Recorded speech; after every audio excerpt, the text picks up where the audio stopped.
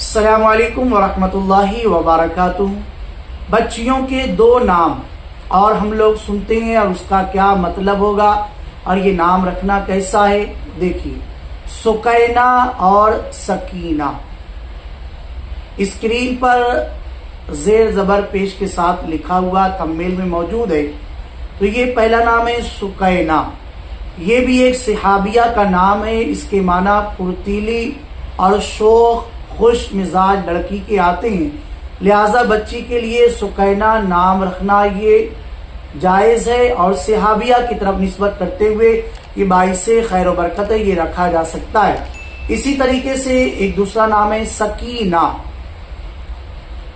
تو یہ سکینہ نام اس کا مطلب ہوتا ہے سکون، اطمینان، سنجیدگی اور وقار کے معنی میں آتا ہے، لہذا سکینہ نام رکھنا بھی یہ جائز ہے۔ اور سکینہ حضرت امام حسین رضی اللہ تعالی عنہ کی شہزادی بیٹی کا نام بھی سکینہ تھا، لہذا ان نسبتوں کی وجہ سے سکینہ بھی اور سکینہ بھی دونوں نام رکھنا بالکل صحیح ہے۔